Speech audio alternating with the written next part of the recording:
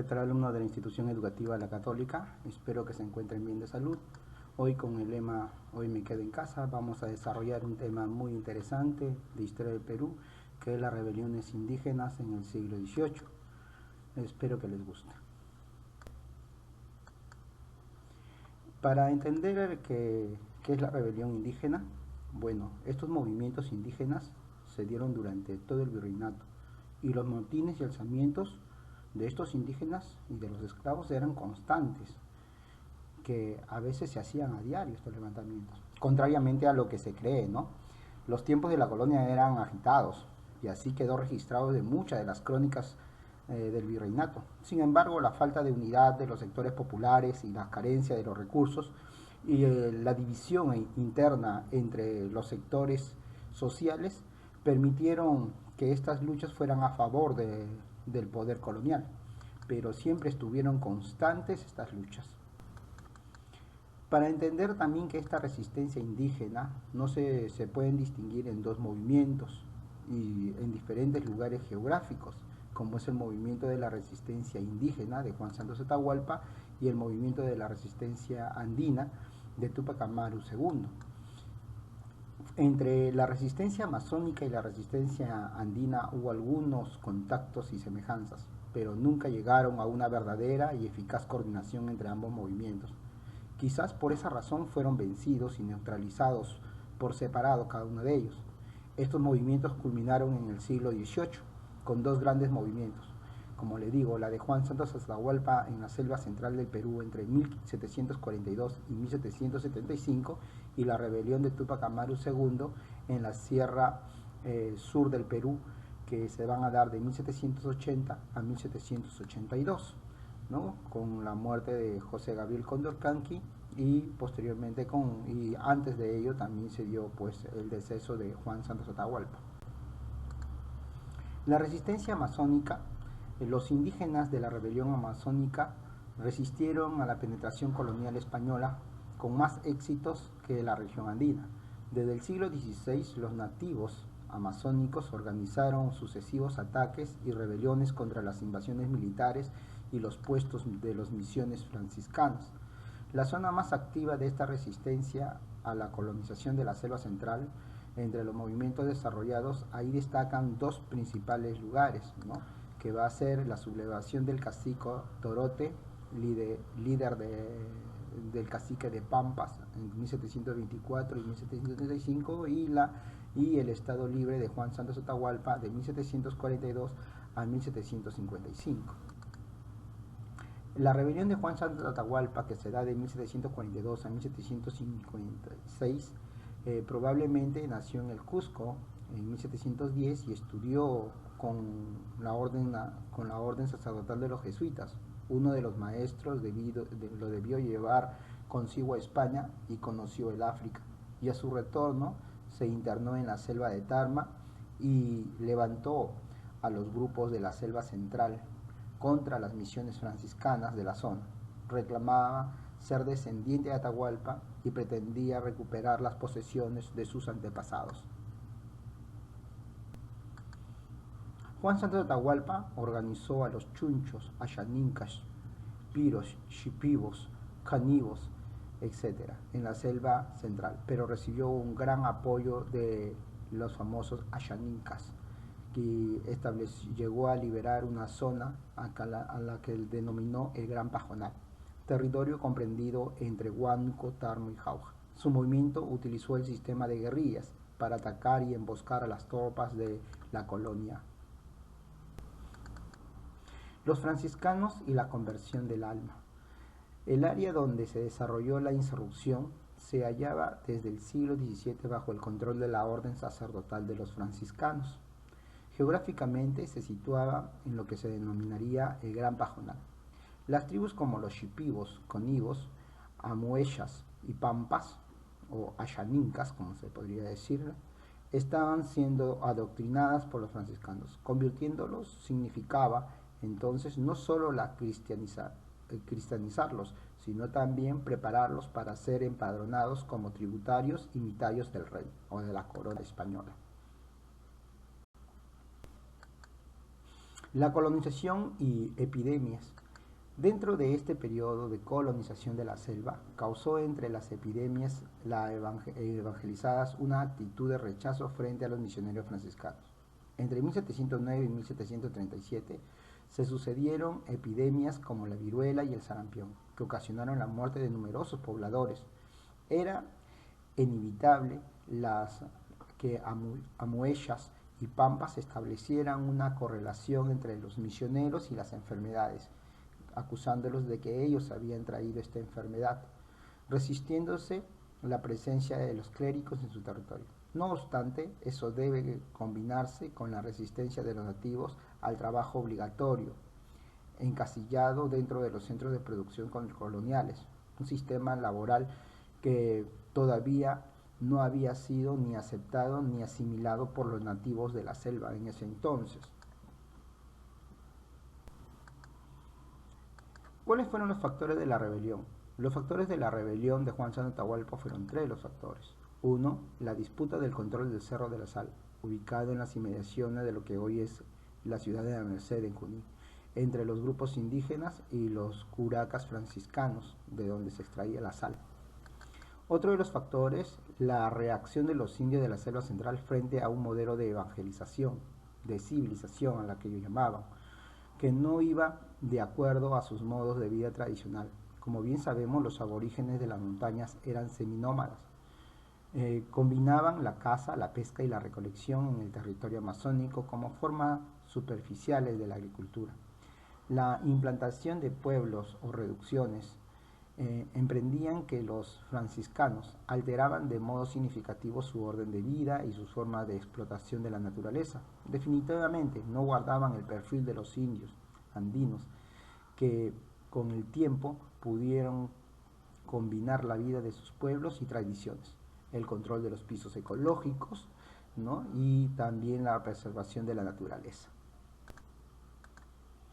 El tercer factor es una esperanza mesiánica y milenarista de retorno a tiempos pasados liderada por un Mesías, un supuesto descendiente de los incas, personificado en Juan Santos Atahualpa, ¿no? Lo cierto es que a partir de 1742 y 1743 la rebelión tomó proporciones alarmantes y el gobierno virreinal optó por enviar tropas, armas, municiones cuyas expediciones salieron desde Tarma en 1745. El virrey don José de Mendoza, o también conocido como Conde de Superunda, envió varias tropas de soldados para combatir contra Juan Santos Atahualpa. Estas guerrillas, que eran estrategias militares que siguió Juan Santos Atahualpa, fue la de perpetrar ataques sorpresivos por parte de sus columnas guerrilleras. Demostró ser adecuada, ya que la selva se presta para este tipo de incursiones y además, al no contar con un ejército debidamente entrenado y acondicionado, sus inesperadas entradas desconcertaban a los españoles. La opción utilizada por el ejército español para contrarrestar a Juan Santos Atahualpa fue la de crear fuertes con guarniciones de soldados en el territorio en conflicto. Así se ordenó la construcción de un fuerte llamado el Fuerte de Quimiri, que fue rápidamente destruido por las tropas de Juan Santos Atahualpa entre 1742 y 1750. Los peninsulares o españoles llevaron a cabo 4 entradas militares. Ninguna tuvo éxito. Posteriormente la rebelión de Juan Santos Atahualpa se apagó. Lo único que se sabe es que Juan Santos Atahualpa nunca fue derrotado por los españoles. Los franciscanos después de la rebelión. Los franciscanos, después del desastre, no estaban dispuestos a perder las reducciones y en 1766, desde Ocopa, decidieron recuperar las misiones del Alto Ucayali, un territorio que no había sido convulsionado por la rebelión de Juan Santos Atahualpa. Así es pues que en 1791 se construyó el pueblo de Sarayacu, donde se congregó a indios, setebos y conivos. Luego, en 1809, los franciscanos lograron reunir a un gran número de familias piro en el Alto Ucayali y en 1813 fundaron con 300 familias shipibo el pueblo de San Luis de Charasmana en el río Pisqui, pero El recuerdo de la rebelión de Juan Santos Atahualpa estaba aún fresco y los nativos no se avenían con facilidad a recibir de nuevo a los misioneros, lo que decidió a los franciscanos a construir un fuerte para amedrentarlos. El significado histórico de esta rebelión es de muy profundo significativo histórico, por el hecho de que logró al menos durante un buen tiempo la liberación de la población nativa en esa región. Muchos tardarían los españoles y criollos en intentar ocupar nuevamente esa región del territorio amazónico. Por ello, Juan Santos Atahualpa es un símbolo vivo de la situación libertadora dentro de... El fin de la rebelión, políticamente la rebelión también fue exitosa, pues a pesar de que un grupo de historiadores sostienen que fracasó porque no se extendió y se articuló a la sierra donde existían grupos sociales explotados por el régimen colonial, el objetivo de la rebelión no era ese, sino crear una zona geográfica, política y económicamente libre del control del Estado español. Y ese objetivo se logró, pues hasta muchas décadas después, dicho territorio no pudo ser controlada por los gobiernos de turnos, estableciéndose así por mucho pequeños grupos de colonos foráneos dentro de este territorio de Amazonía peruana.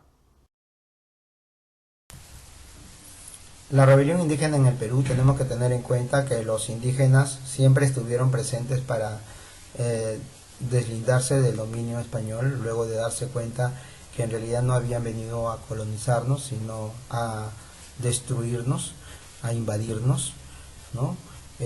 Surge un nacionalismo indígena, ¿no? Confiaban en la llegada de un líder redentor, descendiente de un inca, para el beneficio de la comunidad indígena y guiados por la tradición inca. Esto es el nacionalismo. La creación del Virreinato del Perú, luego de su creación, llega a España la dirección de unos nuevos reyes llamados los Reyes Borbónicos, Felipe V el Borbón y Carlos III Borbón, quienes se van a encargar de desarrollar reformas que se conocen con el nombre de reformas borbónicas, que cometieron muchos abusos. Entre ellos, el que realizó más reformas en América del Sur fue Carlos III, más conocido como un déspota ilustrado. ¿Por qué déspota ilustrado? Porque estos dos reyes eran muy conocedores de lo que eran las nuevas corrientes ideológicas en Europa. Incluso asistieron muchos a las universidades a recibir estos conocimientos que van a formar las reformas borbónicas. La época de Europa pasaba por el periodo de la Ilustración y el liberalismo, en el cual ellos tenían conocimiento de estos sentimientos de ilustración y liberalismo, ¿no? Incluso Carlos III se dice de que expulsó a los jesuitas en el año de 1776 debido a que él observó de que los jesuitas tenían conocimiento de la ilustración y el liberalismo, y por ello expulsó a los jesuitas que daban cultura a todas las colonias en América. Con este conocimiento llegaron a la explotación indígena, ¿no? Esta explotación indígena estaba a cargo de los españoles peninsulares, cargos que eran vendidos en España para beneficio de ellos económicamente, y enviaban desde España a estos españoles. Estos españoles eran los españoles peninsulares. Sin embargo, acá en América había una realidad muy diferente. También había un grupo de personas que habían nacido en América, que eran de padres españoles, pero por el hecho de haber nacido en América los llamaban criollos. Y estos criollos no tenían derecho a estos puestos públicos, por mucho conocimiento que dominara, ¿no? Esto también es un problema para lo que era la corona española, ya que estos criollos van a buscar la independencia más adelante, no la indígena, sino los criollos, ¿no? Esta explotación indígena se desarrollaba mediante la mita minera, la extracción o el trabajo de tributo mediante el trabajo, ¿no? Y para el control de las mitas, los españoles crearon pueblos a los cuales se conocían con el nombre de reducciones. En estas reducciones sabían cuántas cantidades de poblador indígena había para la extracción de los minerales. También estaba el aumento de los impuestos, ¿no? Dentro de las reducciones pagaban al curaca los indígenas los impuestos a la corona por ser indígena, ¿no? Impuesto indígena, ¿no? Irónicamente, después de la independencia del Perú todavía se continuó pagando el tributo indígena hasta el gobierno de Ramón Castilla, irónicamente, ¿no? Los obrajes eran centros de trabajos fabriles, textiles, donde trabajaban los indígenas, y de esta manera se dedicaron a la explotación del indígena. La rebelión de Túpac Amaru II, José Gabriel Condorcanqui, va a durar desde el año de 1780 a 1781. Este personaje es un curaca, o sea, descendiente del linaje inca. Es curaca de Surimana, Pampamarca y Tungazuca. Fue educado en el colegio jesuita San Francisco de Borja en el Cusco, ¿no? En 1760 se casó con Micaela Bastidas. Fruto de esta reunión nacieron 3 hijos entre ellos, y la masa indígena se dejó influir por la figura de Túpac Amaru. La rebelión de Túpac Amaru II tiene sus causas en la explotación de los obrajes, ¿no? Donde trabajaban inhumanamente los indígenas, en el abuso de los repartos mercantiles, donde repartían productos mercantiles que no eran de mucho uso para el indígena, ¿no? Como vestidos y peinetas para las mujeres, el pago de tributo en las mitas, donde muchos de estos trabajaban un periodo y luego de regresar a sus pueblos encontraban a sus familias muertas debido a la falta de alimento y todo ello, y nuevamente los llamaban para seguir trabajando en las mitas, ¿no? Originando también en muchos de ellos el suicidio de ellos, porque no podían vivir de esta manera, ¿no? Y el abuso del corregidor Arriaga, que era muy abusivo con todos los indígenas, ¿no? En la cobra de los impuestos y todo ello.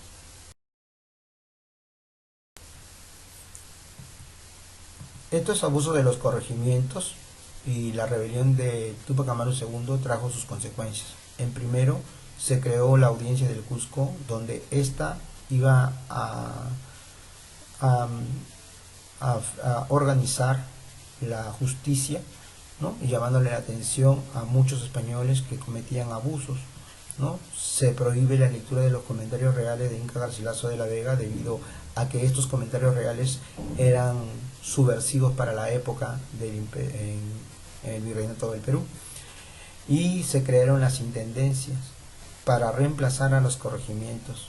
Habían demasiados corregimientos, demasiados corregidores, así que solamente se crearon las 9 intendencias, ¿no? Después de la rebelión de Túpac Amaru II. O sea, sí tuvo sus consecuencias en la administración del imperio, ya que el rey Carlos III le llamó la atención al virrey diciendo: yo he mandado a gobernar reyes, pues no a matar reyes. La rebelión de Túpac Amaru II se desarrolló durante el gobierno del virrey Agustín de Jáuregui. Parte en 1780, el 4 de noviembre de 1780 se subleva en la ciudad de Tinta, en el Cusco, Túpac Amaru II, ¿ya? Donde toma prisionero al corregidor Arriaga, y este corregidor Antonio de Arriaga es ejecutado el 10 de noviembre, se le escapa de las manos a Túpac Amaru II, sus pobladores lo ejecutan y no tuvo más que enfrentarse a la guerra. Se decreta la libertad de los esclavos el 16 de noviembre de 1780 por Túpac Amaru II. Se desarrolla la batalla de Sangarará, que fue una victoria para Túpac Amaru II el 18 de noviembre, el cual no toma la guarnición del Cusco y desatina y se retira al Alto Perú en Bolivia. En 1780 se da la derrota de Túpac Amaru II en Checacupe y Combopata el 6 de abril de 1781. Se escapa, huye, se esconde en un granero y es traicionado y entregado a las huestes españolas.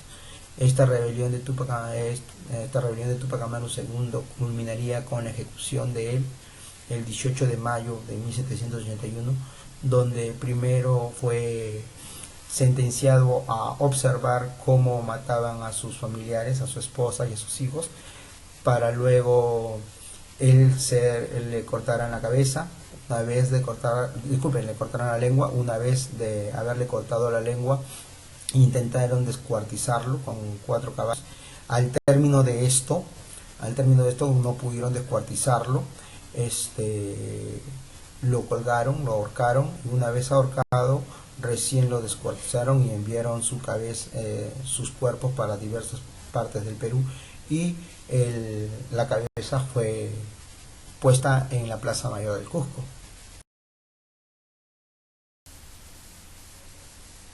Las rebeliones indígenas en el siglo XVIII, sus causas fueron las reformas borbónicas de Felipe V y Felipe III. Producen el aumento de la explotación indígena, originando estas 2 rebeliones. Las rebeliones son de Juan Santos Atahualpa, de 1742 y 1751, y la de Túpac Amaru II, de 1780 a 1781. Los lugares son diferentes. El lugar de Juan Santos Atahualpa, su rebelión, es el Gran Pajonal, la Selva Central, y la de Túpac Amaru II es el altiplano del Cusco y Puno. Sus causas: expulsar a los españoles y negros y restaurar el Tahuantinsuyo, e expulsar a los franciscanos, era de Juan Santos Atahualpa, mientras que de Túpac Amaru II era la explotación de las minas y obrajes, los abusos de los corregidores, especialmente del corregidor Arriaga, los repartos mercantiles y las alzas de la alcabala y el establecimiento de las aduanas. Sus acciones fueron por el virrey Villa García, conde de Superunda. Atacó a las misiones franciscanas, ataques a la fuerte de Quimirí, con el apoyo de los chipivos, canigos y chanincas. Y desde Túpac Amaru II, sus acciones fue el virrey Agustín de Jáuregui, la rebelión de Tinta, captura de Arriaga, batalla de Sangarará, la derrota de Choquecupe y Combopata, y la ejecución de Túpac Amaru II. Sus consecuencias: el aumento de tropas realistas en la selva central y la destrucción del fuerte Quimiri. Nunca fue derrotado Juan Santos Atahualpa. Túpac Amaru II, sus consecuencias fue la supresión de los corregimientos por intendencia, se crea la audiencia del Cusco, se prohíben los comentarios reales, pero su rebelión de Túpac Amaru II continuaría con Túpac Katari, ¿no?, en el Alto Perú, que tiene 2 en la otra fase, ¿no?, que es la fase aymara. Las fases de la rebelión. Se da con la captura de la muerte del corregidor Arriaga, Antonio de Arriaga. Túpac Amaru II organizó las tropas y obtuvo la victoria en Sangarará. Los rebeldes liberaron el Cusco y Arequipa con la ayuda de Mateo Pumacahua, pero en Chacacupe fue derrotado Túpac Amaru, apresado y ejecutado en la Plaza de Armas del Cusco en el año de 1781, que es la fase cusqueña. Se inicia en el altiplano peruano-boliviano bajo el liderazgo de Diego Cristóbal Túpac Amaru, Pedro Vilcapasa y Túpac Katari. Azángaro, Puno y Paz y Sorata, todo el Collao fue un territorio liberado del yugo español durante casi 2 años, ¿ya? Se libraron las batallas sucesivas y derrotas de la ejecución de Túpac Katari, o llamado Rumi Maqui. El reforzamiento militar español del viejo líder Diego Cristóbal firmó un armisticio en Sicuani en 1782. Después de un año de tensa espera, fue capturado y ejecutado Túpac Katari en 1783, culminando así la fase quechua aymara o la fase puneña.